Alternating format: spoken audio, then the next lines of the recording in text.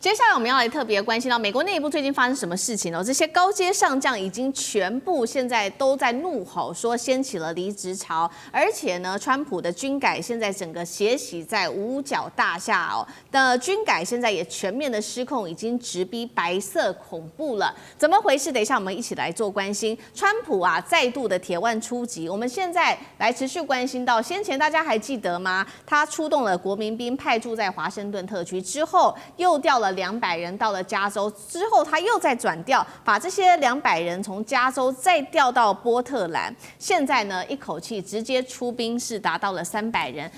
往哪里走呢？芝加哥已经进驻到多个城市，现在芝加哥是最新的一个城市。那国土安全部是这样说的，部长他说，芝加哥啊，现在已经成为战区了，还炮轰芝加哥的市长强森，到现在还是死守的非法移民哦，让这个当地非常的动乱。那么军队才刚部署，我们看到五角大厦同样的在军事任命上，可以说现在是腥风血雨。我们来看到几个比较重大的人事案已经开始发生了变化。国防部长赫格塞斯呢，最新他闪电开除了自己的海军的幕僚长，这位是哈里森。其实他从1月份上任到现在，主要是帮助川普来做军改的关键推手，现在竟然被开除了。第二位是自己走人的，他是陆军的4星上将，同时也是陆军的特战司令。这位是布莱恩，他自己说他要辞职。那么是近期已经是第2位出走的4星上将了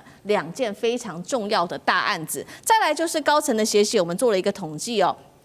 在近期呢，光是从这个近期已经削减的人数，5月份来看，已经削减了20%的4星跟海军的上将，包括了呢本来就只有2位的女性高阶将领，这2位也都直接被撤换掉了。可以说军方内部现在已经全面的失控了，因为赫格塞斯自己的幕僚长还有副幕僚长接连也都出走。官员自己说的，他说现在五角大厦可以说已经全面失控了。警卫高阶的将领他们也痛批川普，他说川普啊，你羞辱军队，挑起了军民对立的现象。还有人说，目前呢，在美国内部根本就是由文官来领导，他们是无知又自我膨胀的人哦。华盛顿邮报说啊，不只是在五角大厦这边发生了许多的事情，现在他更计划对于5000名的军职文职人员要进行忠诚的测谎，强迫他们签下保密的协议，就连在五角大厦这边采访的记者，现在也成为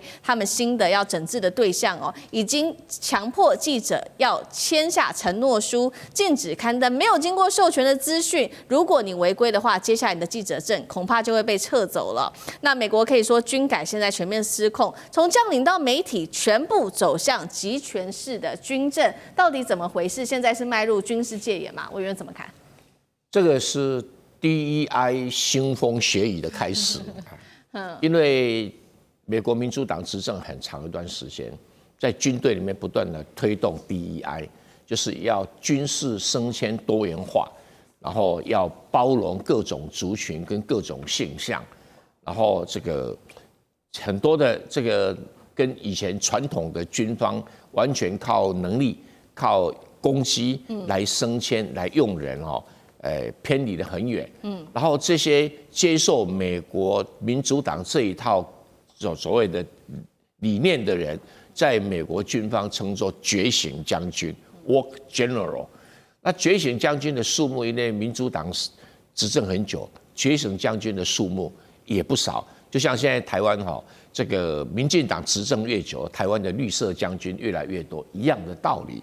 那现在换上川普，他无法容忍这些心向民主党或者心里面在支持 DEI 的将军，他要把他全部开除。那现在开除的人数，我知道那一天这个赫格塞斯说要20%，应该会比这个高。原因在哪里？他们手上早就有一张名单了，谁是觉醒将军，通通开除，绝不留情余地啊。所以只是说蓝营未来有机会执政了，会不会对因为靠绿色上来的将军全部开除？这可能要学一学啊。但是我是觉得川普这个做法，当然会引起很多军方的人士的批评。你说这些觉醒将军一定是绩效不好吗？不一定。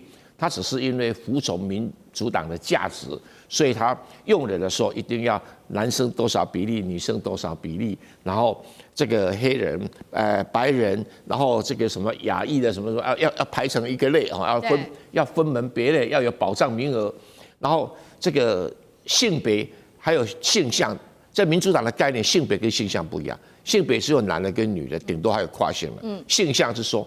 你到底是30%男的，70%女的，还是20%女的，80%男的？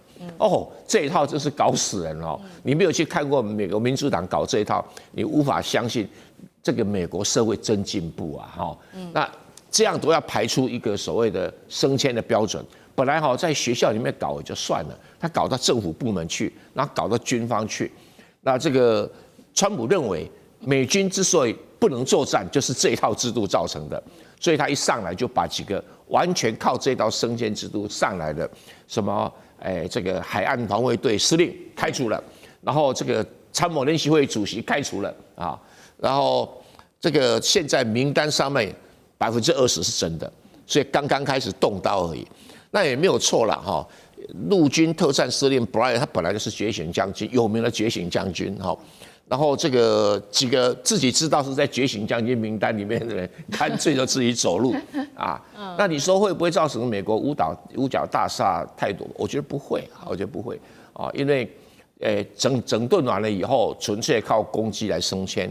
大家要注意到，美军可能会更强，而不是更弱。哦，好，那其实从5月份到现在，已经削减了20%的4星上将。那舰长又怎么看？其实刚刚我们郑源老师特别提到 DEI 的部分那其实 DEI 最重要的，也就是要接受这个差异化。那也就是说，无论在体能啊，或者是各个方面，其实要求都有所不同。那这个是川普最大的痛恨啊，他觉得应该要例如说在体能啊，在各种要求上面应该都是齐一的。而且最可怕的是什么？因为川普他本身他是军校毕业的。他是这个纽约军事学院毕业的，那最可怕的就是这种，为什么？因为他已经有先入为主的观念，对于军人他要怎么样定义，他已经有一个看法。可是呢，我们讲到说这个时代不断的在改变，但是川普有没有想改变呢？第一个，我们讲到最先打脸的，也就是这一个空军全球打击那个指挥部的指挥官，他是3星上将那他就直接在他的那个 X social media 贴出这份文，也就是在赫格塞斯跟川普的那个集会结束之后，他就贴出来，老子不干了。其实他早就是不要干了，只是他用这个方法来弄一下这个赫格塞斯跟川普。不过，川普他虽然是军校毕业的，但是他已经离军事很远了他讲说，为什么大家不鼓掌嘞？其实。对于我们军方来讲，长官莅临那个叫做训示训示还有鼓掌的吗？没这回事。所以那个美国军方或者是台湾军方训示是没有鼓掌的。那也就是训示完了，那讲完了，那只有立正靠腿的声音没有鼓掌，所以他们很远了。但是我必须要这样讲，也就是刚刚这个郑源老师特别提到一件事，美国它未来可能会越来越强。那他为什么会越来越强？因为他们根据我的认知来讲，他们正在做军事事务革命。然后因为他要进行转型，所以他为什么说，现在他要全面的做这个忠诚的这个考核，然后来进行各种的测谎，因为他要避免现在的这一个军事事务革命的内容。其实外流这个也就是我们看到赫格塞斯他讲的有关于战士精神的部分，他讲的只是外貌跟体力的部分，但是其实他有其他的要求的，也就是他其实有呼吁那个五角大厦呢，其实他要进行改革，尤其是对于无人机的部分。为什么这么说？因为这一些老军人们都认为所有的战争应该以载台为核心，也就是无论是战机，无论是舰艇，或者是路上进行决战的主战车，这些都是载台。可是如果说我们看一下现在的这个俄乌战场，或者是我们看到以色列对于加萨走廊的攻击，其实这一套行不通，而且也因为那个俄罗斯它很快的就进行转型了。那也就是说，如果现在美国还不转型的话，其实在下一场它的战争，它所要进行的战可能会失败啊。而且我们看到事实上就有智库提出北约军事理论，这个军事理论其实也就是当年对抗冷战的这一个军事理论呢，其实辜负了乌克兰。为什么？因为他用的都是旧式的思维，可是实际上俄罗斯已经进化了。所以我们讲说，其实现在他们想要做这样的改变，这样的改变只有文职，因为他接受了赫格塞斯跟川普的这些理论，可是军职没改变，所以造成这个军文冲突。那杨老师呢？杨老师又怎么看？就在上个礼拜六，10月4号，在美国马里兰州的这个首府叫 Annapolis， 它那边有个海军官校，那天呢举办一个足球赛，海军官校跟空军官校，美国的双方的对抗，结果在足球赛之前呢，美国国防部长赫格塞斯带领3068人，在整个足球场上做1分钟的伏地挺身，创下金氏世界纪录。他不止如此哦，他其实在5月份到亚洲这边来参加那个就是香格里拉会议的时候，结束之后，他也到了美国的驱逐舰上，然后后来到航空母舰上，在航空母舰的甲板上带领所有人做伏地挺身1分钟。那他现在也就要求陆军、空军以及甚至太空军的新的体力要求的训练都要达标。陆军最严格，要做到路跑将近3英里，然后呢，空军要2英里，2英里大概是1.8公里。所以这样子的，每6个月要测一次，从士兵到军官一致。那更严重的是，也不能讲更严重了，更厉害的是，他今年8月的时候，跟那个卫生部长就是罗伯特·甘乃迪啊，大家知道他看起来有一点年纪老态，对不对？可是这2个人呢，居然在这个小罗伯·甘乃迪在6分钟之内完成了50个仰卧起坐，100个伏地挺身，而赫德塞斯是在5分25秒之内完成50个仰卧起坐，100个伏地挺身。所以就是一个健身狂嘛。但是这个东西会不会如像蔡委员所说的，对他军事的人员是有帮助？然后呢，是以merits 以这个就是表现为主，这当然是正面的发展。但是美国的社会人种的组成在军队里面，当然就是个缩影。DEI 只是凸显出过去被压抑的部分，然后呢矫枉过正。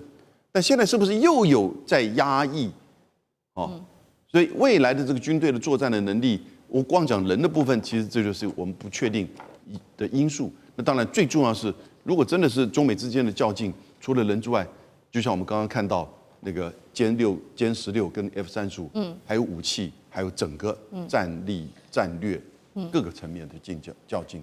好，谢谢杨老师。那我们休息一下，马上回来。地缘政治、美中之争、战略价值、强权崛起。小国生存，现在与未来洞悉事件走向，掌握世界脉动，全球观点尽在环球大